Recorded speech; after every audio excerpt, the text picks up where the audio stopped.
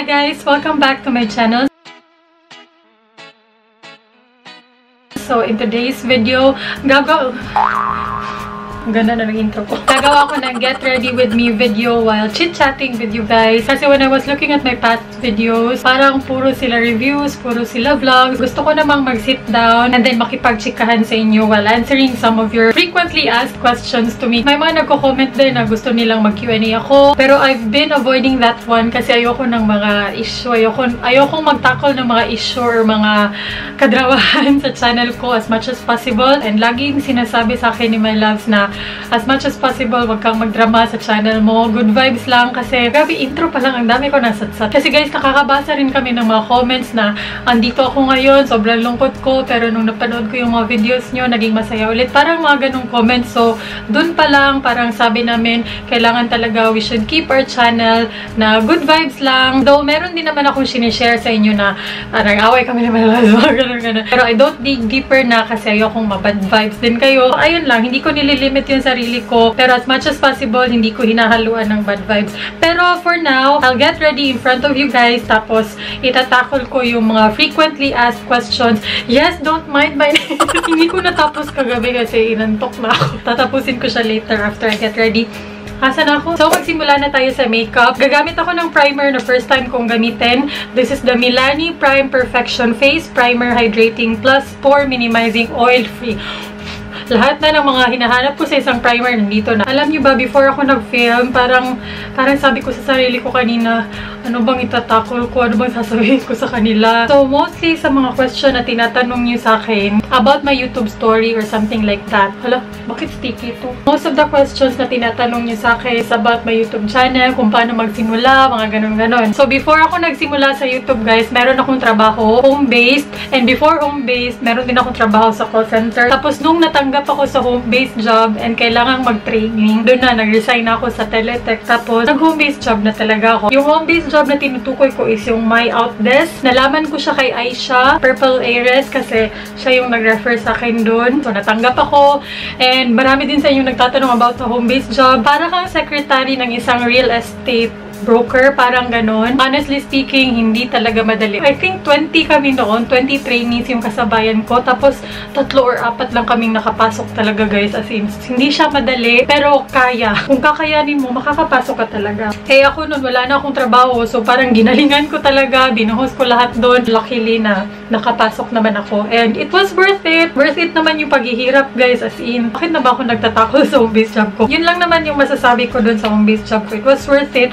Kaso, parang napasabi ako sa sarili ko na paano pag hindi ako nagtagal dito? Siguro yun yung typical na struggle ng isang tao na nasa early 20s niya. Kasi I'm 22 right now. 21 ako noon nung nag-home-based job ako. Gumraduate ako 19. So, I was like, parang maaga akong namulat sa katotohanan na, Chinky, saan ka ba papunta? I quitted that job and then nakahanap naman ako ng ibang home-based job. As in, nakahanap ako kasi hindi talaga ako nagtagal. Alam mo yung hindi mo talaga gusto yung ginagawa mo. Kaya, wala kang gana talagang magtrabaho. Nung bakante na talaga ako, I started filming videos. Nagsimula ako sa iPad ko. That was somewhere around June of 2016 nung nagsimula ako mag-film ng YouTube videos. After a few weeks siguro or over a month, parang nakikita ko na may mga nagko-comment na sa videos ko. Basta may mga nababasa na akong comments na naghihintay ako sa uploads mo, mga ganun-ganun. And that time, I was uploading every single day. Hindi pa ako ganun kagaling, guys. Hindi pa, oh my goodness, sobrang pabebe ko pa sa mga videos ko. Eh, ganyan naman talaga kasi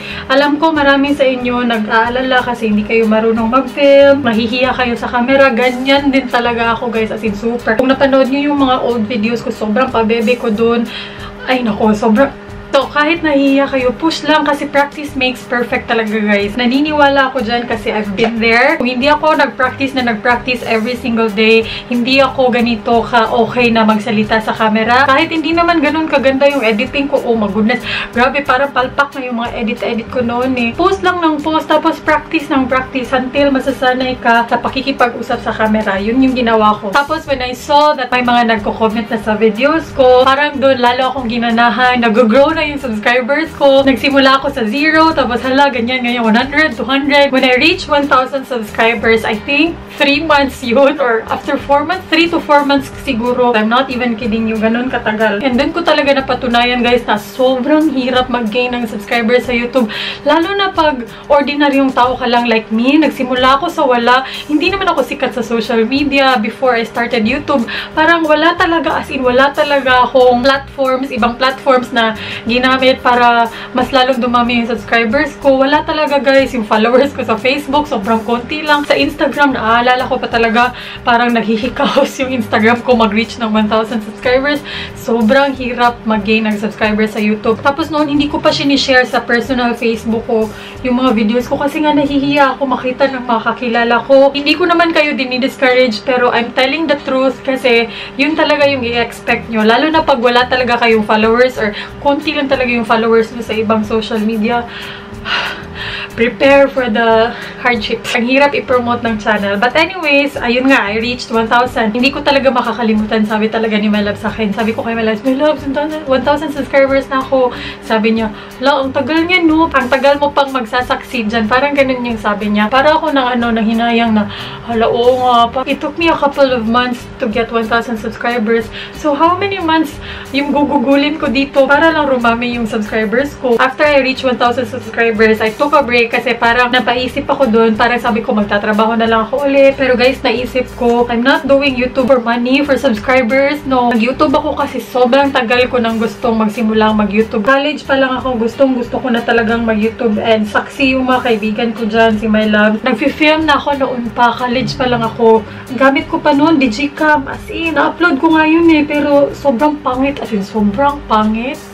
I cannot. Kaya dinilit ko. Sobrang tagal na yung mga second year college or third year college ata ako. So, nung wala na akong pinagkakaabalahan, tapos na ako sa pag-aaral, ayun, nag-YouTube muna ako. And then, every milestone, every nakaka 1,000 subscribers ako, sobrang happy na ako nun. Post ako ng post na, hala, 7,000 na, 8,000 na, ganun. Parang nga, sabi ko sa sarili ko nun, Lord, 10,000 subscribers lang, para happy na ako dun. Until patuloy lang talaga ako sa pag-upload. So, yung natutunan ko sa pag-YouTube, you really need to be consistent.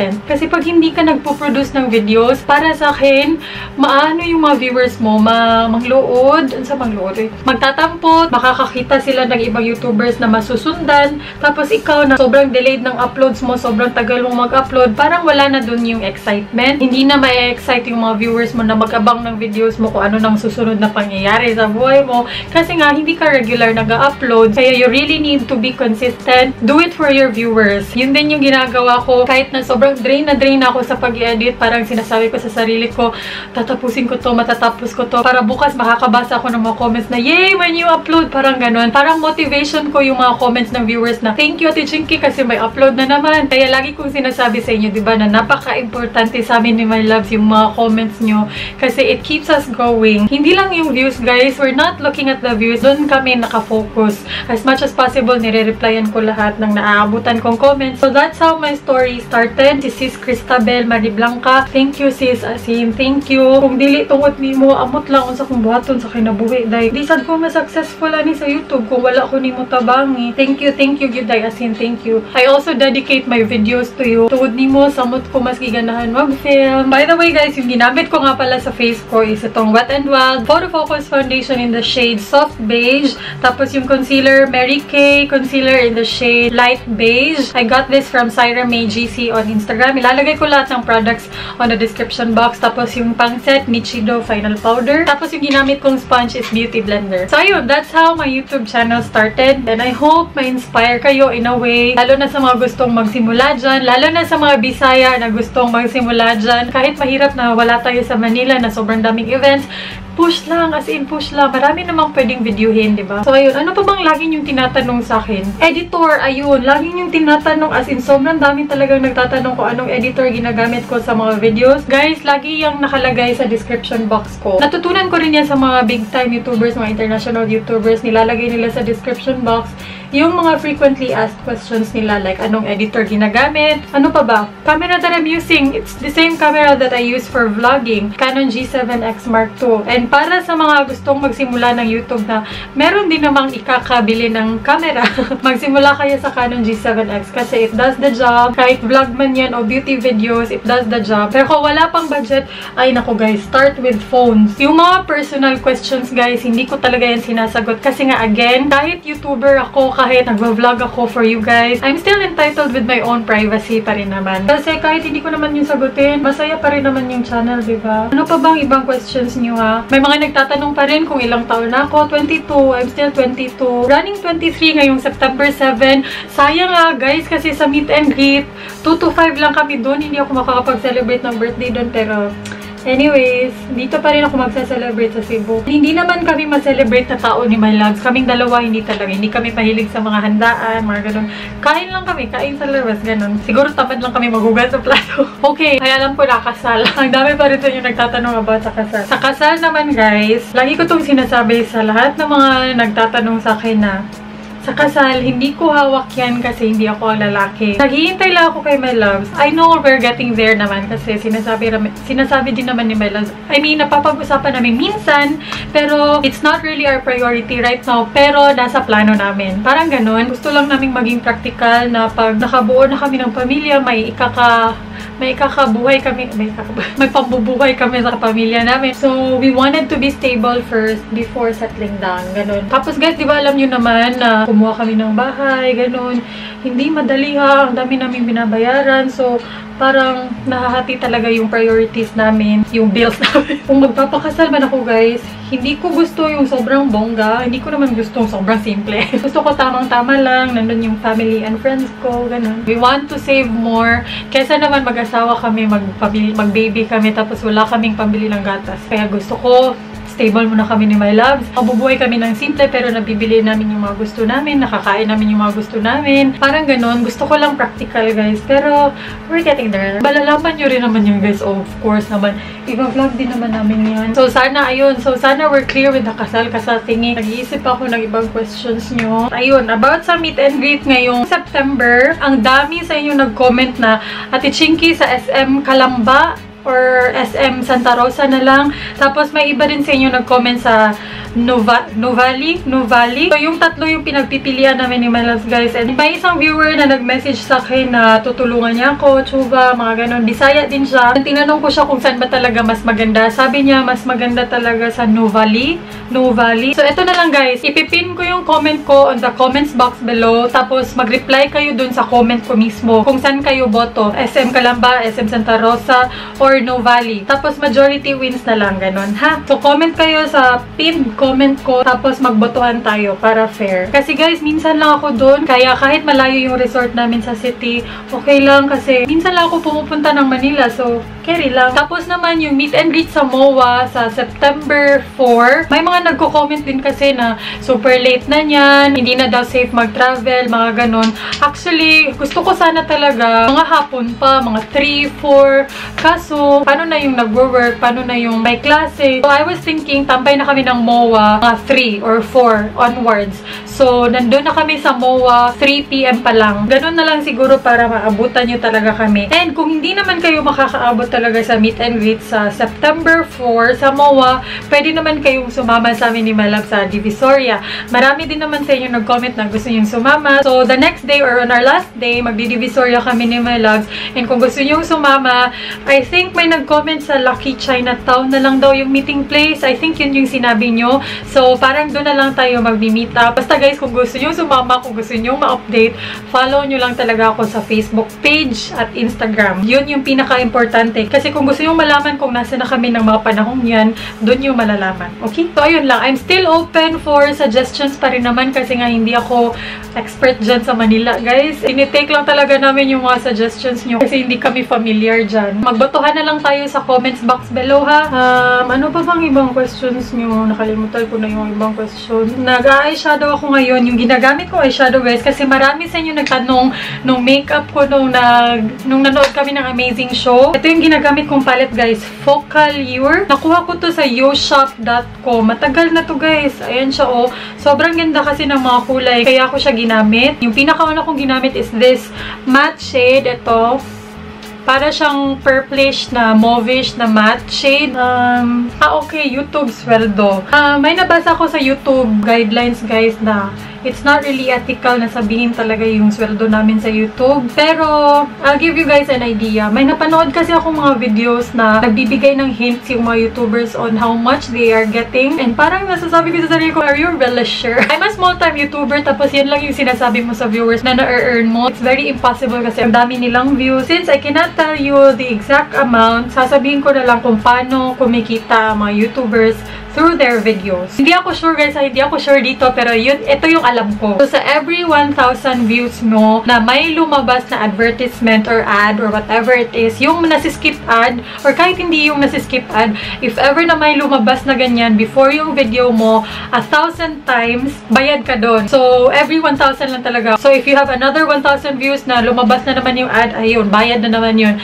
Ganon. And bakit sinasabi ng iba na hindi ko isiskip yung ad to help Ate Chinky, to help a YouTuber, ganon-ganon. Hindi rin ako sure dito, guys. Disclaimer lang, hindi ako sure dito. Ito lang yung alam ko. Ito lang yung narinig ko. Kasi hindi naman nilalagay sa sweldo namin na ganito, ganyan. Sabi nila, narinig ko lang somewhere, guys, na pag hindi in-skip yung ad, pag tinapos talaga yung ad, mas malaki yung makukuha ng YouTuber. Tapos pag kinlik naman yung ad, malaki din yung makukuha ng YouTuber. Sa mga nagsa-start pa mag-YouTube dyan, that's how it works. Aside from advertisements, kumikita rin yung ibang YouTubers.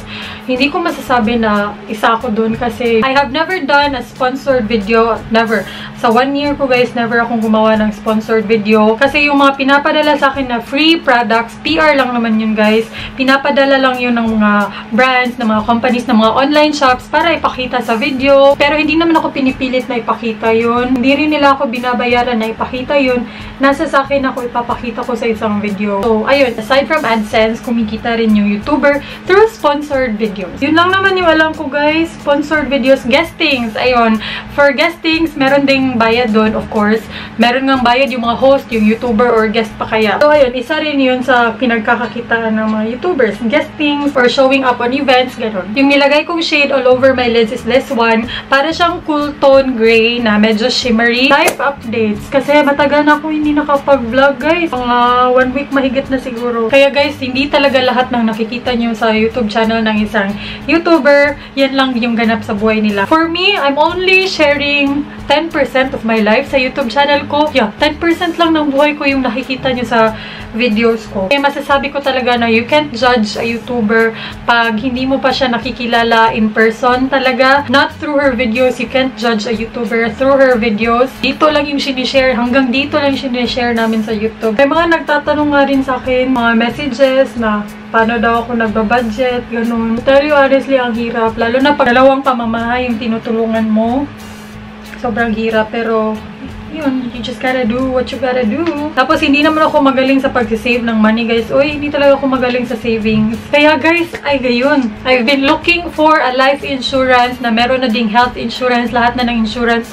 Si Vita sabi niya, maganda daw Manulife. Pero hindi ko alam kung saan ako pupunta kasi naghahanap talaga ako ng life insurance at health insurance kasi wala pa akong health insurance and sobrang hirap magkasakit kasi sobrang mahal magpa-hospital. Kaya I need health insurance talaga. Yung priority ko, health insurance talaga. Yung gagamitin ko mascara is dalawa kasi may mga nag-comment sa inyo na ito kay Etude House Dr. Mascara Fixer. Kailangan pala to patungan ng ibang mascara. So, dalawang mascara gagamitin ko. Ito muna, tapos papatungan ko siya ng Misha 4D mascara. Tingnan natin kung gaganda siya. So, ayun na nga. For insurance, guys, comment naman kayo below kung anong magandang insurance, please. Lalo na yung mga taga Cebu. Kasi wala pa talaga akong insurance. As in, nababahala na talaga ako. Kasi what if magkasakit ako, patay. Pero tatahimik, wait guys, magmamaskara muna ako. Pakita ko sa inyo yung after. So, ito yung before. Pakita ko sa inyo yung after. So, ayan na yung lashes ko, guys. Mas okay talaga siya pag pinatungan mo siya ng ibang mascara. Ayan o. Humaba siya. And then, mas kumapal siya. Compared nung ito lang yung gagamitin mo, parang wala lang talaga siya. Tapos na ako sa mascara. Ang ganda. Hala, oy. Sobrang haba ng lashes ko. Tingnan nyo. Para na silang pamaypay. I have medium length lashes naman, guys. And yung lashes ko, hindi sila pababa. Parang medyo naturally curly sila. Hindi naman sobrang curled, pero parang pag ganun sila ng konti. Kaya usually, maganda talaga yung kapit ng mga magagandang mascara sa lashes ko. Pero ito sobra, ay grabe, sobrang bababong. Nalamat talaga sa mga nag-comment na ganun pala yung paggamit nun. So ngayon, maglalagay ako ng highlight. Yung gagamitin ko is itong e.l.f. highlight in the shade Blush Gems. Ay oo, may mga nagtatanong sa akin kung may balak ba daw akong magparetoke or what not. Hindi kaya siya ganun ka nag-show up. Ayan, nagsha-show up na siya. Parang hindi naman na kailangan i-scrape off, guys.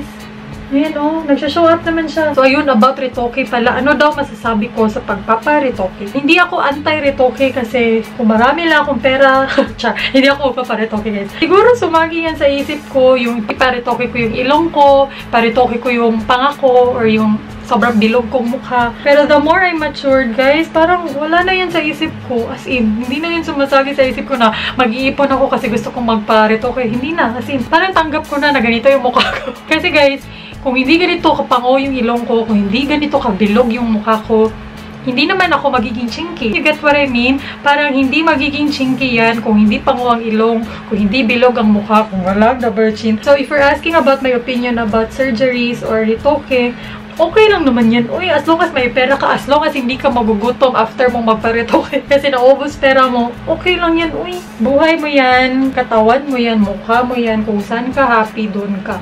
You only live once.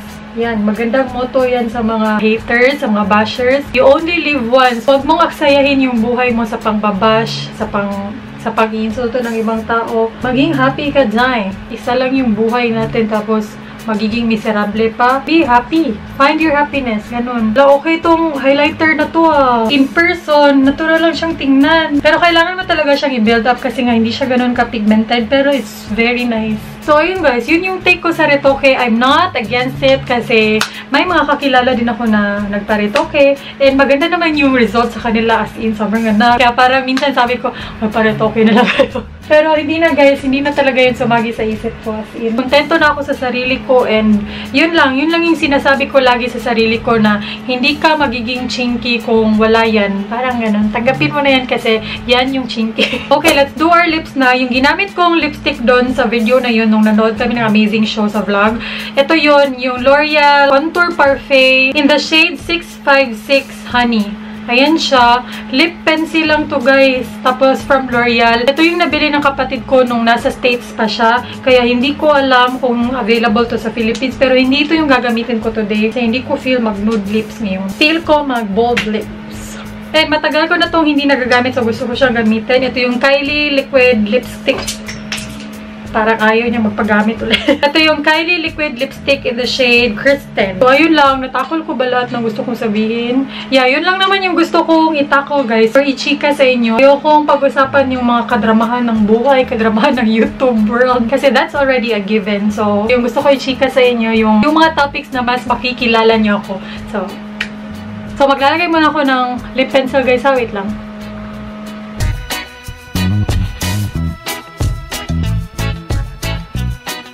So, ayan guys, this is how our finished look looks like. Nagustuhan ko naman yung look na nagawa ko. Medyo full face talaga to for me ha. Pero I enjoyed sitting down here. Sinagot yung mga frequently asked question nyo sa channel ko. Yeah, mas maganda talaga na positive lang yung dinidiscuss natin kasi hindi lang ako yung nakangiti after every video. Pati kayo for sure nakangiti rin after the video. So, that really is my goal, to make you guys happy and to make this channel a happy place lang. Hindi na ako mag-fix ng hair guys kasi lalabas na kami ni my love, nagmamadali na kami. So, ayun lang. Thank you guys so much for watching. Please like this video kung gusto nyo ng mga videos na ganito na I get ready in front of you guys. Tapos, nakikipagchikahan lang ako sa inyo. Dinidiscuss ko lang yung mga gusto kong i-discuss sa inyo. Kung gusto nyo pa ng mga ganitong type of videos, just like this video and let me know in the comments below. And please, don't forget to comment below ha sa mga pupunta sa meet and greet. Please help me decide, please. Majority wins kasi kung saan kayo mas marami, doon na lang ako ha. Thank you guys so much for watching. As always, Maraming salamat at hindi pa kayo nagsasawa sa pagmumukhang itim. So, ayun lang. Thank you guys so much for watching. I'll see you soon and daghang salamat!